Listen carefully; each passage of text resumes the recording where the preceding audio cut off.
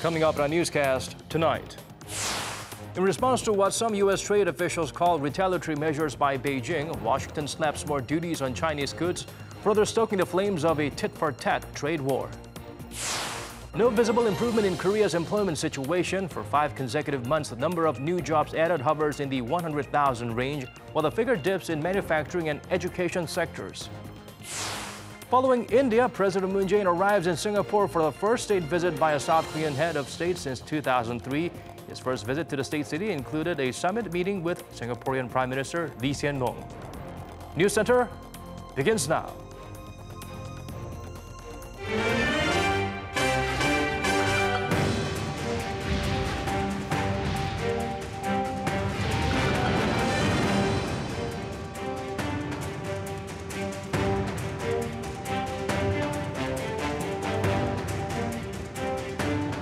It's 8 p.m. here in Korea, live from our studio in Seoul. This is Arirang News Center. Welcome to our program. I'm Daniel Che. Another round of tariffs targeting Beijing is locked and loaded by Washington. A follow-through on President Donald Trump's threats to get even tougher on trade with China after it responded by slapping duties on American products. Kim Mo-kyun starts us off with the battles in a war neither side may win.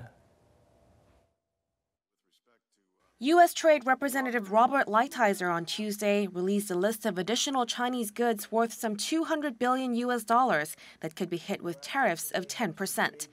Lighthizer says President Trump ordered his office to begin the process in response to China's imposition of tit-for-tat tariffs of 25% on $34 billion worth of U.S. exports last week. China's most recent tariffs came a matter of hours after Trump announced that the U.S. was imposing its first round of 25% tariffs on $34 billion worth of imports on Chinese goods. The U.S. Trade Representative criticized Beijing, saying its latest tariffs are, quote, retaliation against Washington and that they lack international legal basis or justification.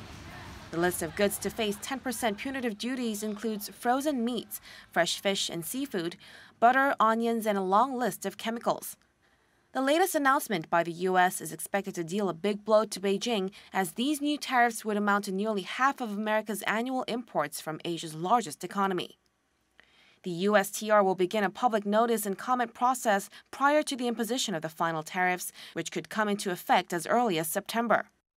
In response to the news, China's Commerce Ministry announced on the same day that it cannot accept the additional tariffs proposed by the U.S., adding that it was shocked by the decision. The ministry also reiterated that China would be forced to hit back against the list put out by the U.S. Kim Mo-kyun, Arirang News. Staying with the fast escalating tension between the two powerhouses, China's increased tariffs on U.S. cars are prompting some of the world's biggest automakers to pull their production facilities out of America. Kim Yo-sun zooms in on the repercussions of their trade war. BMW says it will move its U.S. production facilities for its popular SUVs overseas amid the intensified trade war between the world's two largest economies, as China imposes a new 40% import tax on cars made in the United States.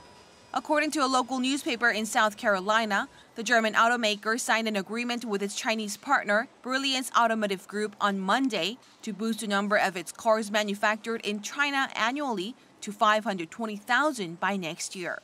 BMW reportedly plans to scale down operations at its South Carolina plant, while the company hasn't confirmed whether or not it will remain parts of its current assembly line. U.S. carmaker Tesla also announced Tuesday that it will build a plant that's capable of making 500,000 cars a year in Shanghai. It will become the automaker's largest non-U.S. based factory. Analysts say the decision is aimed at dampening the impact of further tensions that may escalate between Washington and Beijing, and is seen as a way to get around the recent tariffs imposed by the Chinese government. Kim Yo-sun, Arirang News. The nation's trade representatives are meeting with their Chinese counterparts in Beijing once again. Their second round of talks on revising their free trade agreement will run through Friday. According to Seoul's Trade Ministry, the main agenda is on devising ways to broaden the scope of the FTA's coverage of service and investment sectors. The first round of follow-up negotiations were held in March after the two sides' trade pact came into effect in December 2015 to lower tariffs on various goods. A little over 100,000 new jobs were added here in South Korea in June. The country's employment situation shows no signs of improvement for nearly half a year, despite ongoing efforts to create greater opportunity to those looking for work. According to our Won Jung-hwan, the current trend is the worst since the global financial crisis from a decade back. The number of newly added jobs in South Korea remains in the 100,000 range for the fifth straight month in June, keeping the employment rate at 67%, unchanged from June 2017. Statistics Korea's job report released Wednesday also show a decline in employment in the manufacturing and education sectors. And according to an expert, the decline in jobs in the manufacturing sector is especially troubling. What is worrying about this current numbers is that for the last 3 months, the increase in jobs in manufacturing sector has been lackluster as well. And manufacturing, there should be a rise in jobs, which is much higher than it is right now, because exports are doing so well. But even the rise in exports does not seem to lead to increase in the number of jobs. That may be because the companies are afraid of hiring new workers when there's a threat of global trade war and a global slowdown in growth later this year, probably due to protectionism and trade war between the United States and China. In fact, the figures for newly added jobs are the worst recorded since the financial crisis a decade ago, which saw 18 straight months from September 2008 to February 2010, where less than 100,000 new jobs were created per month. The unemployment rate went up 0.1% to 3.7, while the youth jobless rate fell to 9%, down nearly 1.5% on year. Since May, the government has been using its $3.7 billion extra budget to try and create more jobs for young people amid concerns about the high levels of youth unemployment. The government aims to reduce youth unemployment to below 8% by 2021. Won Jung-hwan, Arirang News.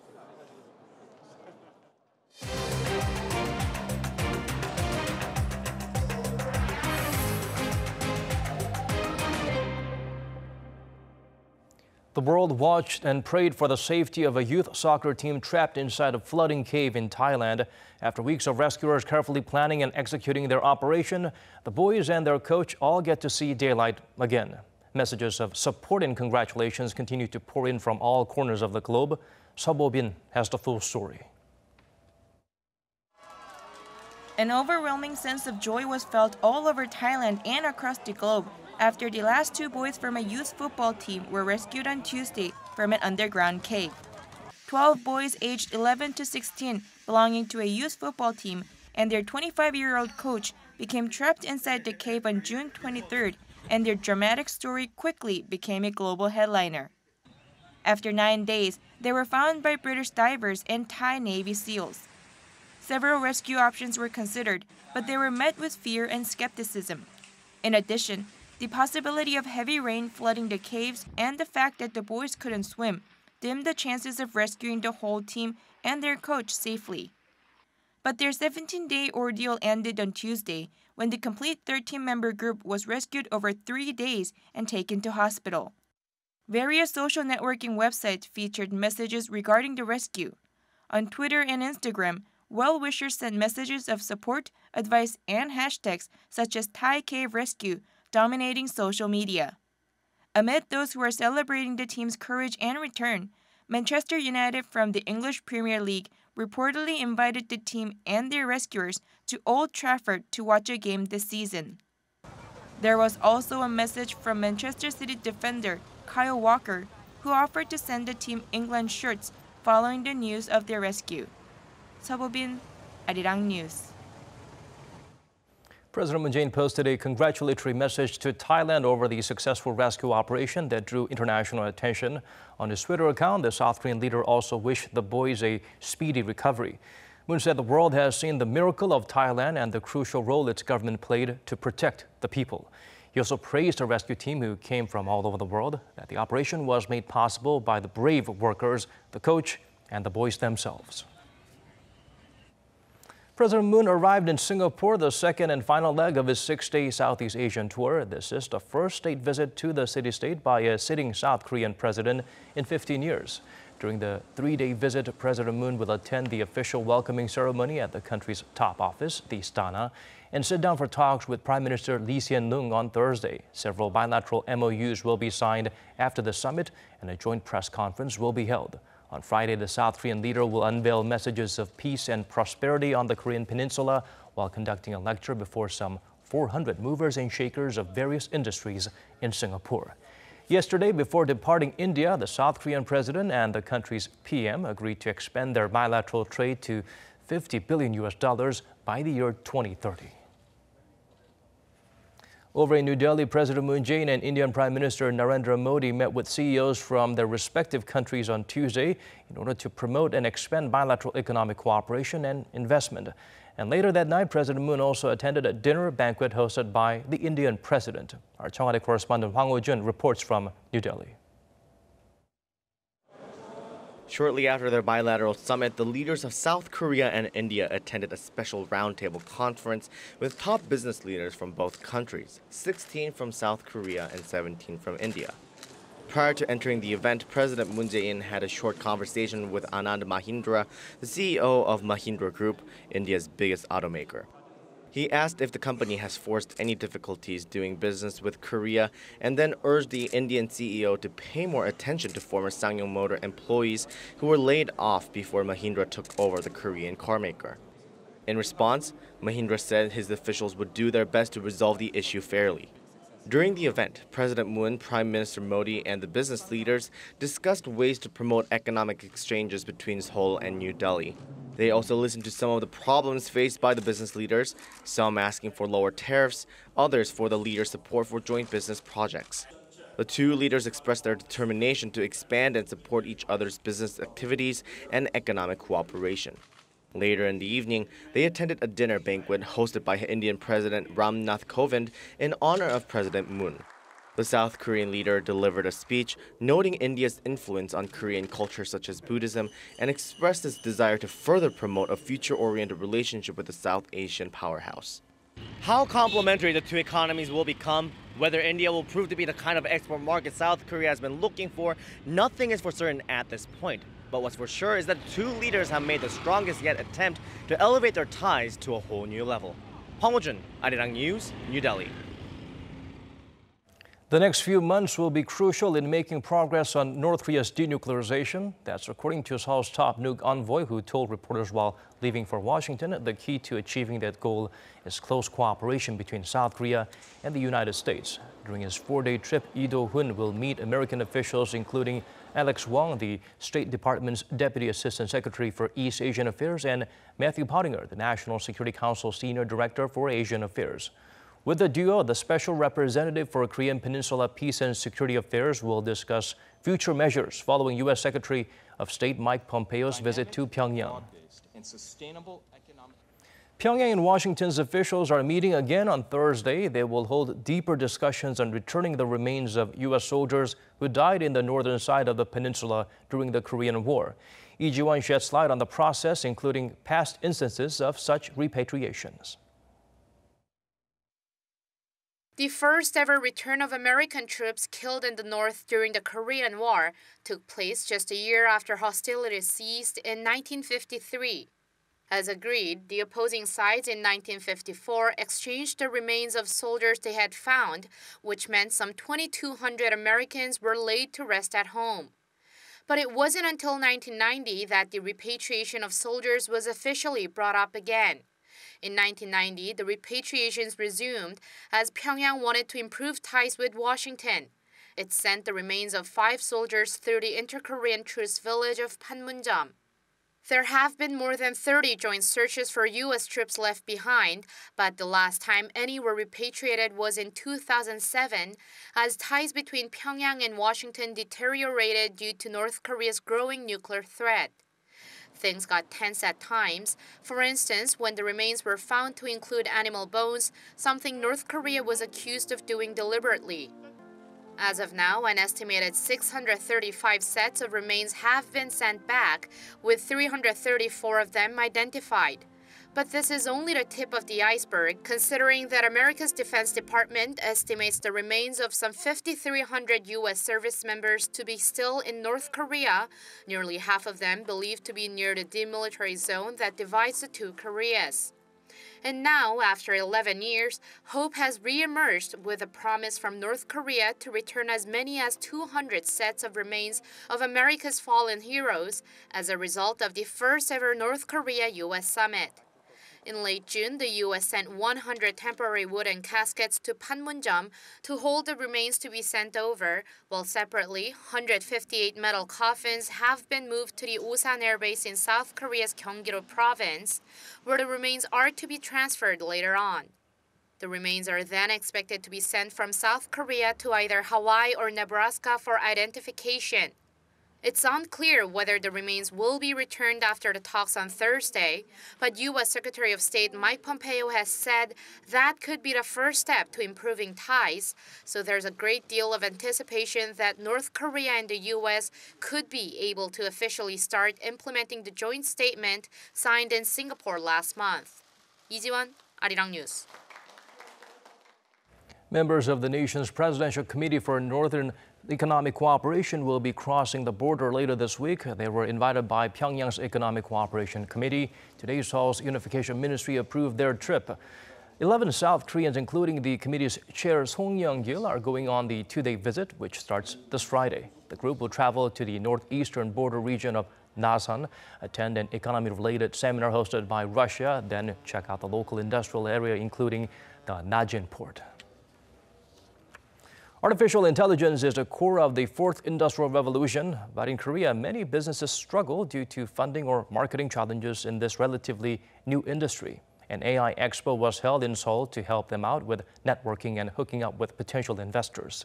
Ko Ryuni gets us better acquainted with this event. For a vision test, all you need is a smartphone. Hwon Tae-yeon, the founder of an artificial intelligence company, developed an application that takes a photo of your eye to test your vision. The system can automatically measure the eye's refraction and tell whether glasses are necessary or not. Hwon decided to attend the AI Expo Korea's Idea Contest, prepared by the Korea Artificial Intelligence Association, to seek out potential investors. There, entrepreneurs like Hwon had a chance to present their ideas and services and compete for the top prize, which included mentoring from AI experts. Here, I got to meet a lot of investors and representatives in the AI field. We were able to find ways to communicate in the future. More than 70 AI-based companies participated in the expo. They set up booths and introduced their products and services related to machine learning, image recognition, and big data. They say this kind of opportunity is rare. Many small and medium-sized businesses in the AI field lack opportunities to promote their products. By participating in this expo, we were able to advertise our products to many people. Many investors who came to our booth were really interested in the fact that the adoption of AI by the beauty industry. They thought this could work well not only in Korea but also in the global market. I'm looking forward to more meetings. Aside from the networking opportunities, there were almost 10,000 ordinary people who came, not only to learn about the emerging industry, but to have fun. Visitors can enjoy many hands-on experiences at the event. This artificial intelligence technology instantly analyzes your skin after taking a photo. The Korea Artificial Intelligence Association says it aims to draw an even bigger crowd at next year's event, to foster the development of this quickly advancing technology. In 2019, they plan to invite companies and investors from other countries, like China and Japan. Ko Ryuni, Arirang News. Seoul's government funds an educational program that teaches the Korean language. This continues to reach out further thanks to more than 100 branches around the globe. This week, the King Sejong Institute gave props to those who helped promote Korea to the world. Our Choi Si-young has more from that special event held to mark 10 years of its ongoing mission. Around 200 people, including staff from King Sejong Institute branches in 44 countries, gathered Tuesday at the 10th World Korean Educators Conference. To celebrate its 10th anniversary, the foundation invited the heads of its regional institutes and honored their achievements with the words, This year's event was made all the more special by actor Song Seung-hwan, who gave a keynote speech. Song was the producer of the electrifying ceremonies at the 2018 Pyeongchang Winter Olympics. I hope more Korean language educators from overseas can learn all about Korean culture. In addition to K-pop or Korean TV dramas, I hope they learn here about our traditional culture. The foundation welcomed the foreign Korean educators with traditional cultural performances like drumming and dance. 드라마하고 K-팝에 대해 좀 알아봤고 알아보면서는 관심이 너무 많이 가졌습니다. 그래서 제가 한국어는 어떻게든지 한국도 어떤 나라인지 궁금해져서 저는 한국어를 공부하기 시작했습니다. 문화랑 하는 한국어가 너무 이뻤어요. 아름다웠고 그래서 제가 이제 한국어 관심 생기고 한국어 배우고 싶다 그런 생각 가지고 그래서 한국어 배우는 거예요. At the 4-day event, visitors will also be able to enjoy some traditional Korean culture, including Nanta, a non-verbal comedy show directed by keynote speaker Song Seung-hwan. At a separate venue, the foundation also plans to give its staff more training and share success stories in teaching the Korean language. Choi Si-young, Arirang News. Turning to the latest World Cup action, now in the 1998 event, France lifted the trophy after shocking the world by destroying Brazil, the seemingly untouchable titan at the time. Well, the stage is set for them to experience that glory once again as they send Belgium packing in the semifinals. Lee Seung-jae has the highlights. Many pundits were expecting an explosive and exciting affair with the French and Belgian squads, packed with star players and attacking flair. But in the end, the game didn't really live up to the hype. It was a tight first half with no goals, despite a number of decent chances to score for both sides. Belgium played an aggressive first 45 minutes, controlling most of the ball.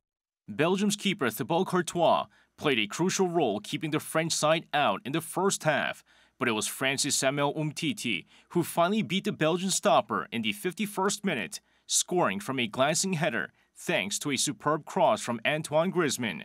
Looking for the equalizer, Belgium's star-studded forward line came alive, but they were unable to break down the tight French defense and goalkeeper Hugo Lloris. There were 6 minutes of stoppage time in the second half, but Belgium, the tournament's top scorers, were unable to find the back of the net. The result means France sail into Sunday's final in Moscow with the 1-0 win. Le Bleu will meet the winner of the second semi-final, which pits Croatia against England. That match kicks off at 3 a.m. Korea time on Thursday. Lee Seung-jae, Arirang News.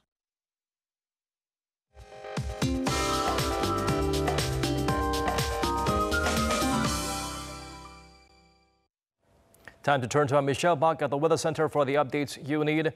Michelle, heat waves are sweeping the nation, and now we've also got an alert here in Seoul. That's right, Daniel. The heat waves are spreading. Advisories were issued today in the central region, including here in Seoul.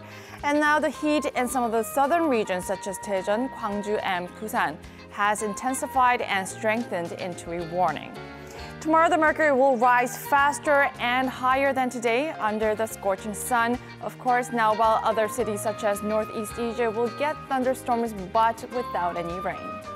Tomorrow morning, most of the nation, including Seoul, can expect temperatures of 24 degrees Celsius. Jeju starts at 25.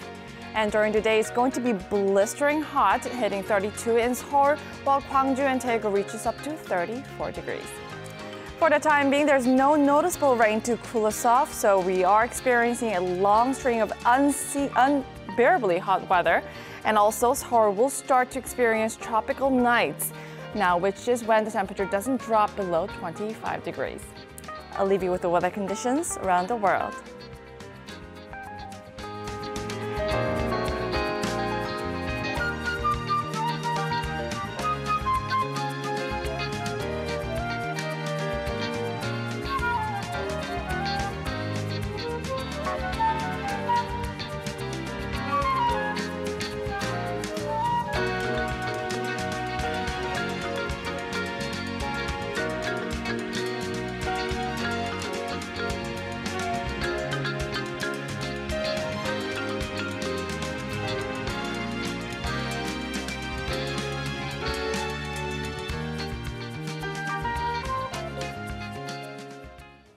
This is where we have to wrap things up. Thank you for watching. Here's wishing you a good day or a good night, depending on your time zone.